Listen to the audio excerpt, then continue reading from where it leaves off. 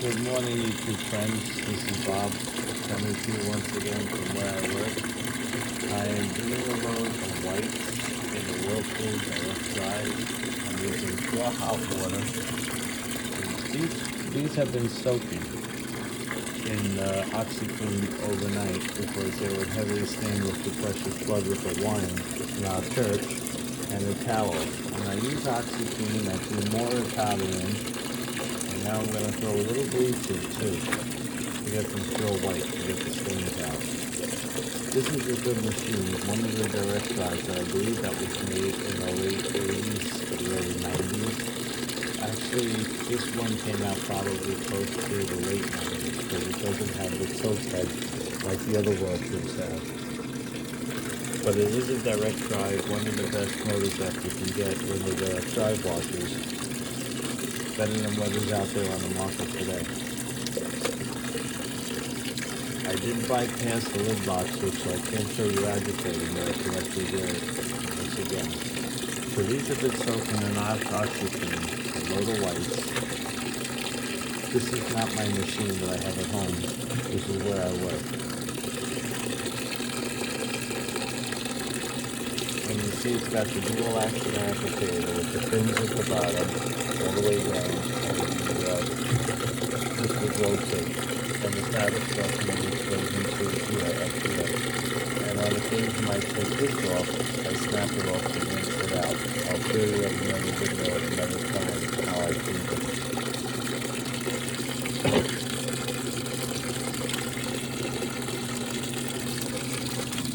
I haven't shot any more videos since my last one, which was probably a couple months ago. So I figured this morning I'm in early to work, so I'm showing you now what I'm doing. Load of whites. This was soaking in this basin overnight with OxiClean and Arm & Hammer detergent.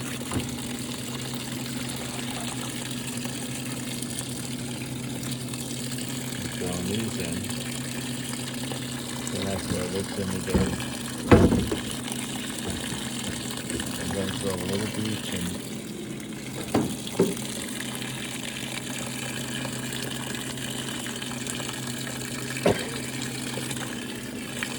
I put the fabric softener in the top already into the dispenser. The load is filling up to a maximum, I would say a large load. I don't like to do small because I think the agitator is ripping some of the fabrics. Somebody out there on YouTube can tell me why it's ripping, then maybe we could have it fixed.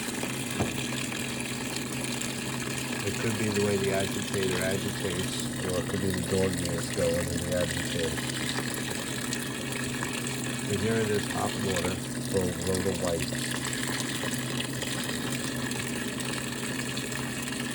You see on this machine they have all the instructions in the lid, the way they used to have them. And it tells you for what kind of stains, what temperature of water to use. Like heavily soiled, ballpoint ink, or whatever other stains you have to use, warm or hot. Okay, some of these others, cold, warm, right down the line, it tells you the water temperature, what type of fabrics to use on the machine. As you notice on the new machines, they don't do that anymore. It's just pure white. Or glass lid top. This machine has no Wi-Fi. Just a simple dial control here. The type of load you want. Normal I'm on, and I usually do like a regular heavy setting for heavily soiled. And this has the casual permanent press, which has the cool down care, which it partially drains and refills.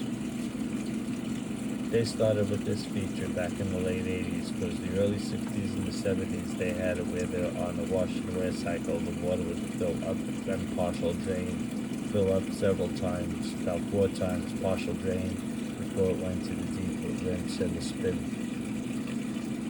So here we have the casual permanent press, which I normally use too, and extra delicate for delicate fabrics, and also for hand washables. I don't know what the difference is, but I think on the hand washables it has the agitation and soak, and it soaks on a soak cycle. Extra delicate here just agitates on low speed and goes into the spin, which spins on low speed.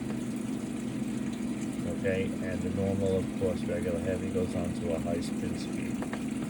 And this is good for towels, heavily fabric towels, and whites I use regular, normal, and for other heavy fabrics that you want to spin the water out. Here we have the extra rinse option, but I have it on off. I don't use the cycle. I've never seen a wash machine that has a cycle signal, a buzzer when it stops. I know the dryers do, but I never knew a wash machine that would have it. But we don't use it. And then I have the temperature setting right now on hot. But once the machine stops filling and agitates, I'm going to switch it to warm, because I want it to rinse on warm rinse water. And then the load side we have Super Plus, large, medium, or small, but I'm using large right now. And once again, this is a Whirlpool direct drive. The old clickety click. And that's about it on these options on this machine. I'm going to show you, I guess once the machine starts to agitate, the sounds start making. Okay, so now you can't leave the lid open, obviously on this machine either, because it won't operate. But once I close the lid, the machine will start. I know many people bypass the lid lock switch, but I can't do that on this machine because it's not my machine that I own. But I wish they'd stop making the lid lock switches and go back to the old fashioned. I remember the old machines used to have a safety switch. I used to push it down, and I used to watch the clothes go into the spin cycle when I was a kid on the old machines. So here you have it, Whirlpool direct drive, Saturday morning. I'm doing a load of whites, and as you can hear, the machine is operating. The old clickety click direct drive motor. See, and the agitate, the top goes around instead of back and forth, but the bottom fins go back and forth. And it has the porcelain tub, as you can see. This machine, the tub don't bounce, doesn't go down with the weight of the water of the clothes like the new machines do, because they have suspension rods. This machine doesn't have the suspension rod.